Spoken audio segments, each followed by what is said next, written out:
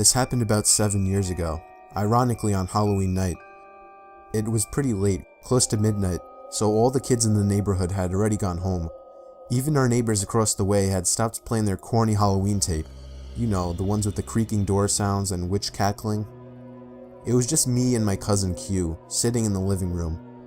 Now, my other cousin, who was about 4 years old, had left her doll laying on the floor, face down. It was one of those baby alive dolls or something like that. The ones with the moving eyelids. Q had issues with that doll the moment it was bought. She hated it and said it was creepy. In fact, she often threw it down the basement stairs. I had no problems with it, and so it stayed on the floor so my little cousin could pick it up in the morning. It was very quiet for about half an hour, until I heard a loud, rasping, shuffling noise that seemed to be coming from outside. It sounded like an older man right outside our window. I turned to Q, who looked back at me. "Did you hear that?" "It's probably the neighbor's tape again," she said. She went back to typing on her computer. It was silent for another minute before we heard the rasping noise again, louder this time. It sounded like the man was trying to say something. I got up from the couch and peeked out the window. Absolutely no one out there, not even in the street. Our neighbor's house was dark. It was as still as any night in our quiet neighborhood. "There's no one out there," I said, looking back to Q. She didn't say anything. I was kind of getting freaked out. Another minute passed, and this time there was whispering, but loud whispering. I remember it sounded like a kid and a woman. Q finally looked up from her computer. "It's that doll," she said. Of course she thought it was. She was very superstitious. I gave her a skeptic look. Let me say this, I don't believe in the paranormal. I leant down and picked up the doll. It was fine. Her eyes were closed. I forgot to say that it had a voice box thing in it, but it didn't have any batteries. I put it back down. "No, it's not. Just leave it alone," I told her. It was silent again. I went back to my seat on the couch. The rasping started again, and I heard the man say something garbled, followed by wheezing. I jumped up from the couch. I was going to see if it was coming from the backyard. Just as I started walking, I noticed that the doll had moved a little. I picked it up again and turned it over. Its eyes were open, and it was heavier than before. I dropped it, and Q threw it down the basement again. I still have no idea what to think. Q denies it ever happened, and my little cousin never asked about her doll after that. I saw the doll only one time after that, on the top basement step laying on its side. This time, I pushed it down the steps.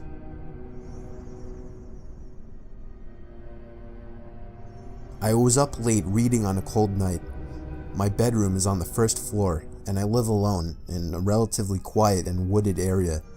For that reason, a lot of my windows didn't have any blinds, since it wasn't as if people driving by were able to look into my house. Plus, I like waking up to the sunlight shining in my bedroom. But this one night made me regret never getting blinds in the bedroom. After finally shutting my reading lamp to get some shut-eye, I had a good 2 minutes of silence before I heard the sound of something hitting the window. It sounded like a single tap from a person's fist.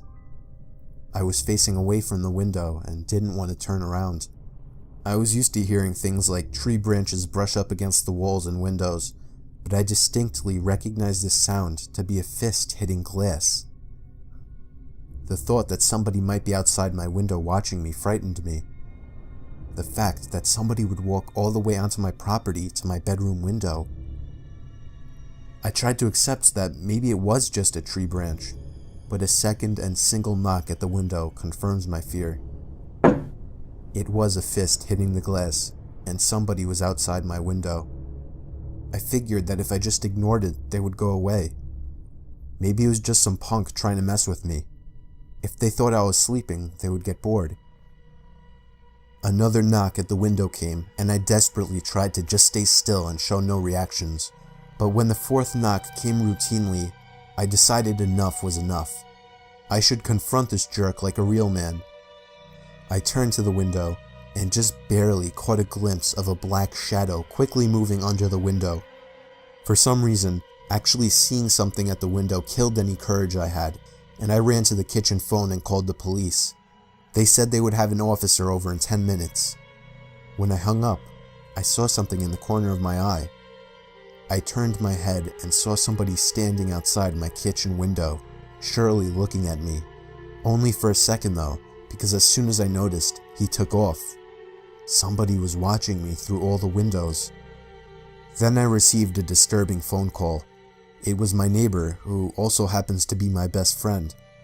He happened to notice through his window that 3 people dressed in black walked onto my property earlier, one of them with a sharp, shiny object in his hand.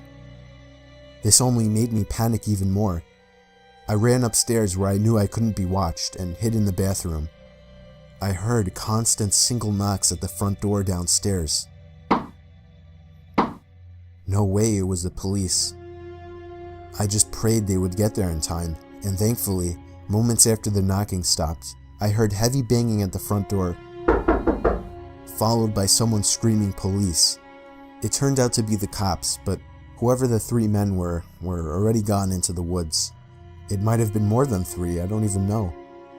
All I know is they were never caught, and that I went out to get blinds the same week.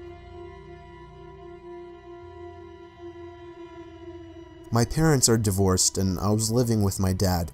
I'm an only child, so the only time I was around kids my own age was when I was out making friends with kids on the block. There was this one kid that lived on the corner of my block. His name was Tom. I met him while riding my bike.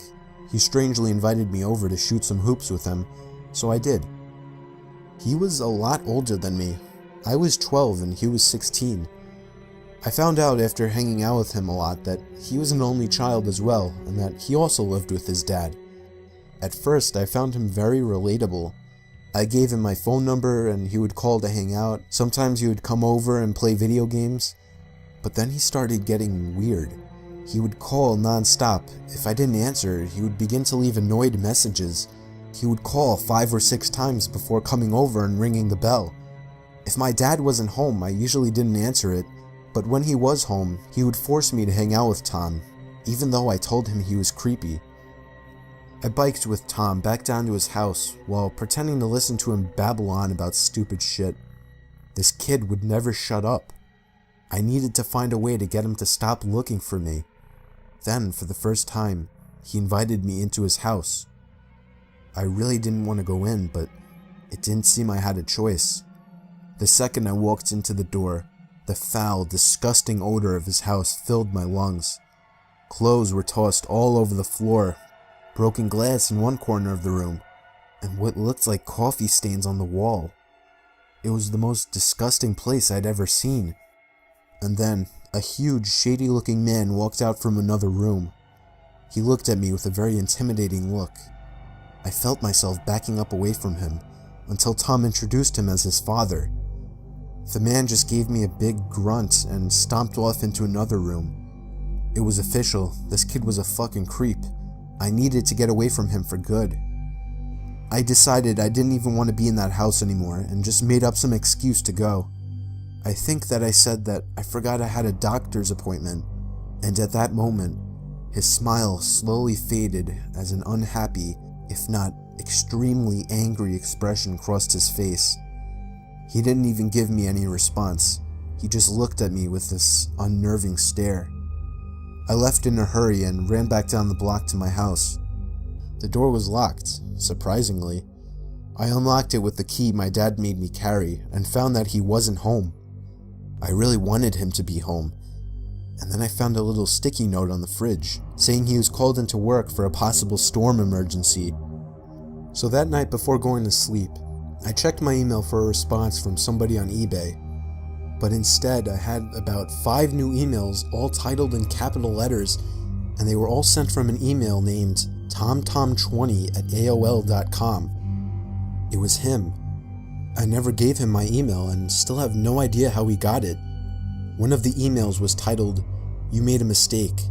Another was titled, "I know where you live," and the rest were filled with profanity and threats. I was only 12 and was extremely intimidated by this, so I was ready to call my dad, but as soon as I was heading to the kitchen phone, I heard the sound of rustling bushes outside. I opened the blinds of the window that was facing the bushes, and was greeted by the face of a huge man who I instantly recognized as Tom's dad. I called the police, but by the time they arrived, he was already gone. When my dad came home early because of this situation, we went on to get a restraining order as soon as possible. Tom and his dad moved out about a month after that. I moved into a house that my aunt and uncle had been renting out for several years after they built a new place. I spent a few months alone before a buddy from work asked if I was looking for a roommate.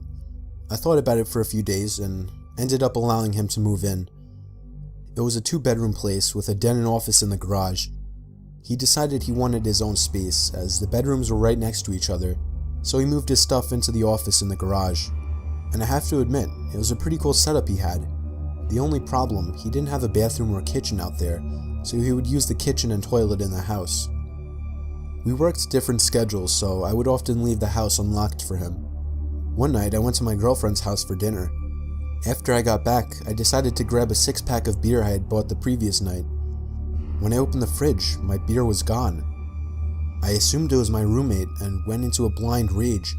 I stormed out into the garage and slammed his bedroom door open. He was sleeping and rolled over. I screamed at him, asking why he drank my beer without asking.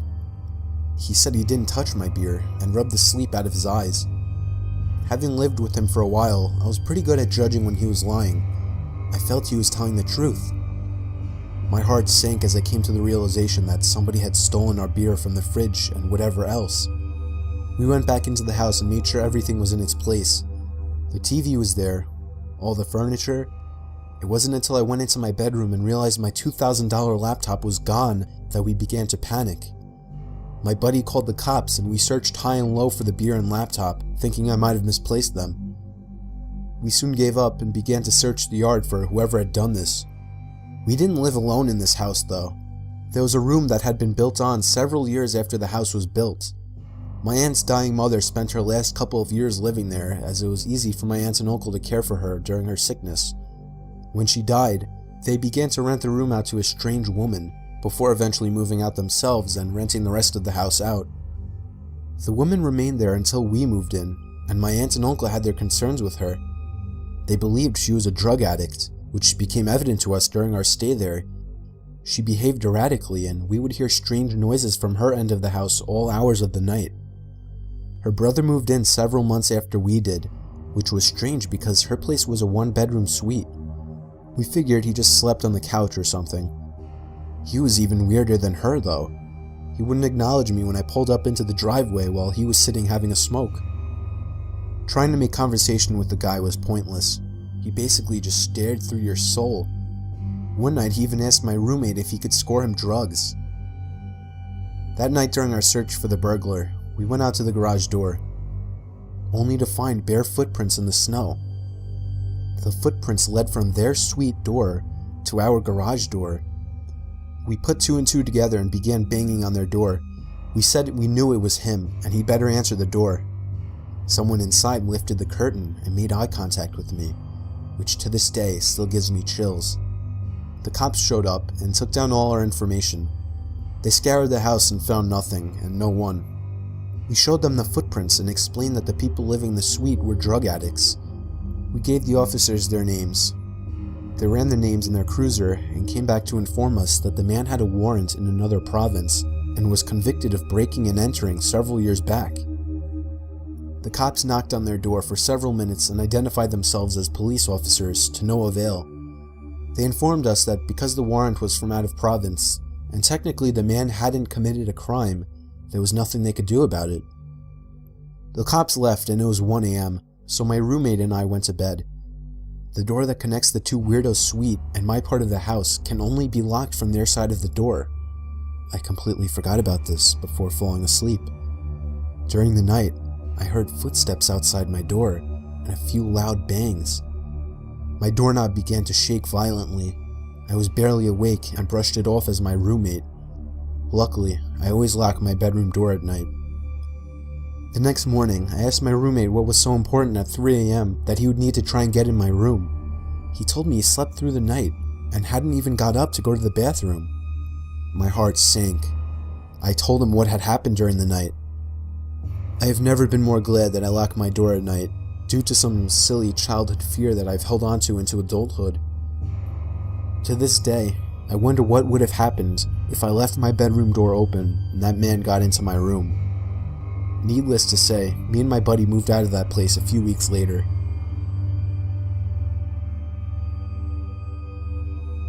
It happened on my friend's 21st birthday. We were throwing him a big party filled with alcohol. There were a lot of people I didn't know there. It was just chaotic in the house. There were probably 100 people. But even in all the chaos, I noticed one shady character that stood out. There was an older man sitting in the corner of the room, just kind of watching everybody drinking and dancing. I didn't think much about it at first, assuming it was someone's dad or uncle or something. But as the night died down, and more than half of the guests had already left, the man was still there by himself in the corner. At that point, I asked one of my friends who that guy was, and he said he had no idea. We decided to wait until most of the guests had left, figuring maybe he would too. And when the last of the guests were gone, we went back into the living room, and surely enough, he was gone.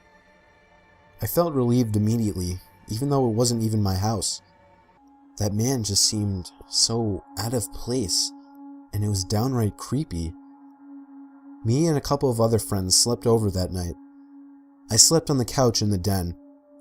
Falling asleep was easy with all the alcohol running through my veins, but staying asleep was a problem. I woke up in the middle of the night, feeling insanely thirsty and having to go to the bathroom. I first went to the bathroom since it was closer, and then went up to the kitchen and got a glass of water. When I went back down to the den and laid back down on the couch, I noticed that the sliding door to the coat closet across from the couch had been slightly slid open. It was too dark to see anything else though, like anything inside of it. I felt a chill run down my spine as I remembered the creepy man sitting in the corner. The idea of that man hiding in the closet immediately popped into mind. I continued to lay still, under the assumption that he was watching me through the open door of the closet. I began to plan my escape. I could jump over the other couch and land right next to the stairway upstairs to the living room, but I just had to gather up the courage to do it. Then I saw the closet door slide open a little more, and that's when I got the courage to run for it. I jumped over the couch and ran up the stairs. I could hear the closet door fully slide open and somebody running after me. I screamed at my friends who were on the couches to wake up. All three of my friends that were in the living room woke up and looked at me as if I were crazy. I knew that we now outnumbered him 4-1, so I looked at the stairs and waited, but he never came up. My friends demanded an explanation, so I told them that the creepy man from earlier was hiding in the coat closet, and he almost chased me up the stairs. Just then, we heard the back door from down in the den open up, and we all looked at each other. We called the cops, but the man was never found. He simply left through the back door. When I was going to college in North Carolina, I started working at a local TJ Maxx store for some extra cash. Since I was in class during the day, I usually worked the later shifts. One night I was walking to my car. I think it was about 11 or 11:30. As a safety protocol, all of the employees left together and the security guard would watch from the sidewalk to make sure we all got to our cars all right. I was approaching my car when I heard a car pull up behind me. I turned around and there was a woman with her teenage daughter in the passenger seat. She rolled the window down and started giving me a story about how they just came into town to visit family and that they're out of gas and have no money, and then asked if they could borrow a few dollars. I told them the truth, which was that I had no cash on me. I never carry cash. So she just looked at me and asked very hurriedly if I would get into the car with them, go to the gas station, and buy them about $10 worth of gas. I mean, obviously I said no, and she asked a few more times. It wasn't until I had said no that I noticed the daughter in the passenger seat had been staring at me the whole time, and she was licking her lips and wringing her fingers.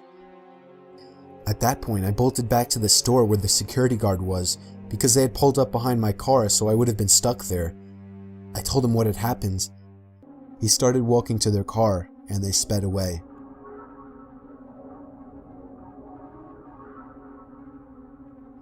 Working the night shift always sucked. I work in an office building and would constantly do the night shifts since it was the only time it would work out for me. I was just about always the only person on the floor I worked on, possibly in the whole building. There would always be a kind of eerie feeling to being in such a big building with most of the lights out and absolutely no one around.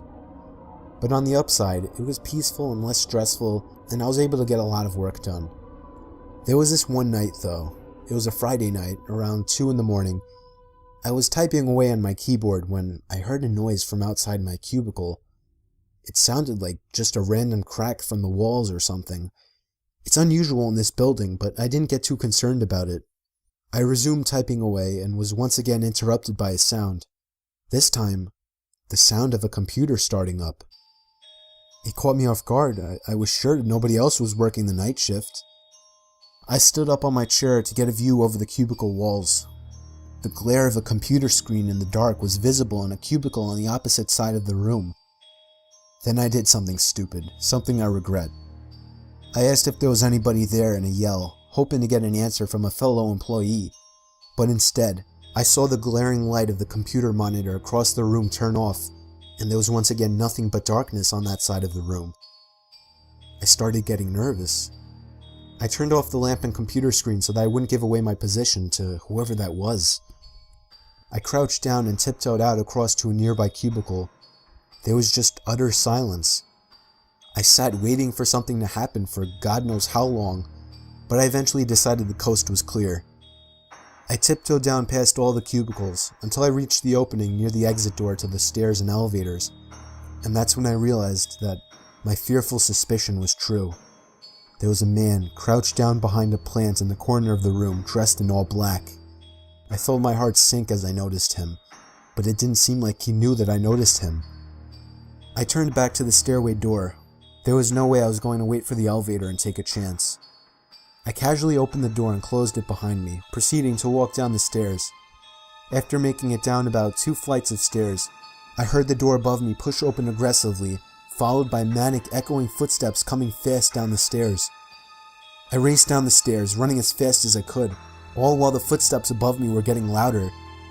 I finally made it to the first floor, raced through the lobby, and out the front door. Whoever was in there didn't follow me. I immediately called the cops, along with one of my bosses. My boss said no one was scheduled to work except for me. The cops scanned the place from top to bottom. There was no one in there. I couldn't help them out with any description other than he was wearing all black. I did continue to do the night shift for about a week after that, with my boss allowing me to lock all possible entrances to the floor, including the elevators. But I still wasn't comfortable with it, so ever since, I've been doing the day shifts.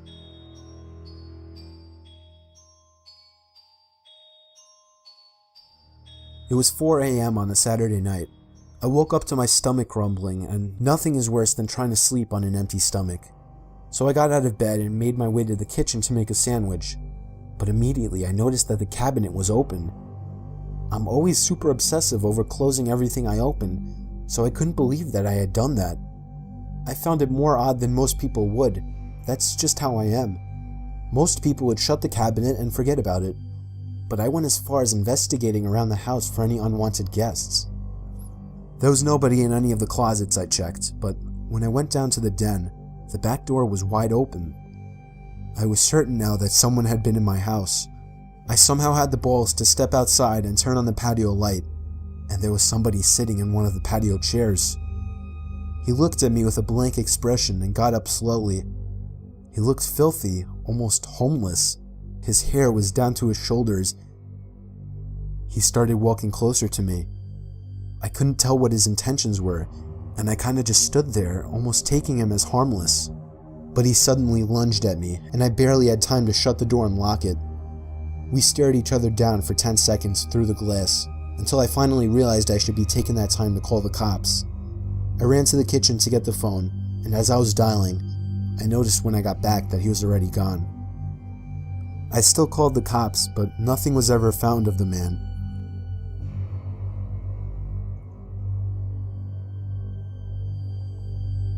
This is a very weird story that took place a few months ago. I still live in the same house this happened in. I have an electrical outlet under my bed that I use to charge my phone with. I leave my phone up on the ledge above my bed every night, usually using it as an alarm. However, something strange started happening on a Monday night in February. I woke up to my alarm clock blasting. Only it was still dark out. I looked at my actual alarm clock sitting on my desk. It was 4 in the morning. I wasn't sure if I'd accidentally set a new alarm. The alarm was titled Down. I unset it and went back to sleep, not overthinking it. The next night, I woke up again to the sound of my phone's alarm clock blasting. I saw that the time was 3 in the morning, and the alarm clock title was set to Beneath. No way had I set that alarm. I would remember something like that.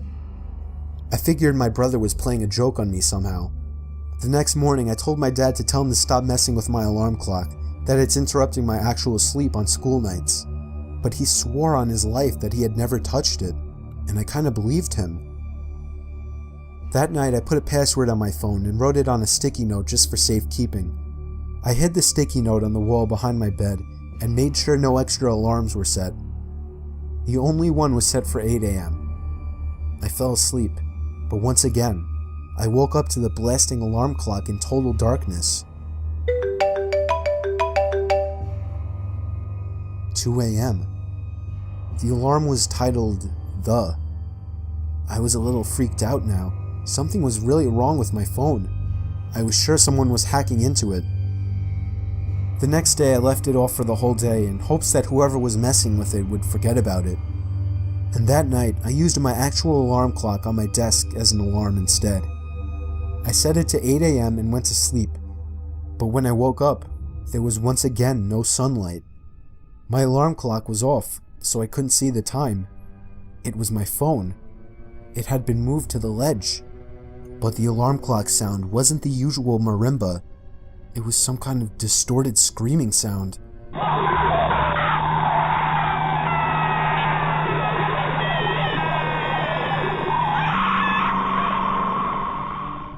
I turned off the alarm, which was titled Bed. It was 1 in the morning. I was laying there clueless, not knowing what to think. My phone was at 10%, so I reached down under my bed to try and find the charger that's normally plugged into the wall. It was missing. And then, at the worst possible time, I realized exactly what it all meant. The 4 alarm titles formed a sentence. Down beneath the bed. I tried to pull my arm away, but it was too late. I felt a hand grab my arm and squeeze tight. I screamed as loud as I could, loud enough for all the neighbors to hear. I heard my parents' bedroom door open and footsteps running over to my room. My door opened and my dad barged in with a baseball bat. He saw that I was being pulled down to the edge of my bed. My dad reached under my bed and grabbed a hold of the man hiding under. He knocked him out with the bat and called the cops. The man clearly didn't plan that out, as he basically trapped himself under my bed. Police told us that he was a registered sex offender who had been arrested 10 times. He's extremely messed up in the head, and clearly gains pleasure from messing with and scaring his victims. It scares me the most that he was in our house and under my bed for 4 days.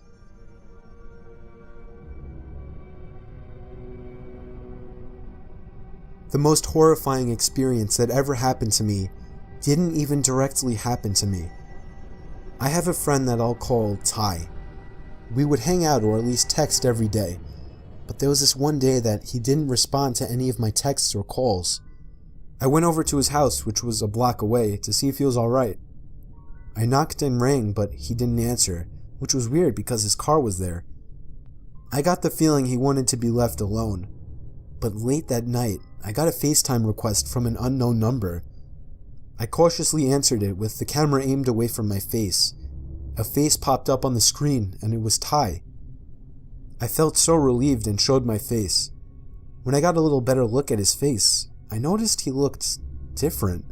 Like, a lot more tired and, I don't know, paranoid, I guess. And he was also in an unfamiliar room.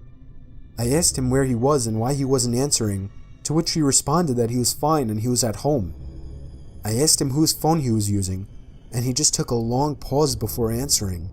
He just blankly stared at the camera until finally answering that he was using his uncle's phone. That was really weird, but before I could question him further, he all of a sudden demands that I lend him $10,000 and that he'll pay me back. I can't help but laugh at this until I see that he's serious. More than just serious. His facial expression filled with what looked like worry. I asked him why the hell he needed so much money, and there was once again a huge pause, with him just staring into the camera. He finally says he has to go, and with that, the call ended. It was probably one of the weirdest and most unnerving experiences of my life. I had never seen him act so weird. Something was clearly wrong with him. But it was late, and I figured I would just go over to his house tomorrow and talk with him. The next day, first thing in the morning, I went straight over to his house and rang the doorbell about 10 times. He didn't answer. I eventually gave it up as a lost cause. If he wanted to act sketchy, that was his problem.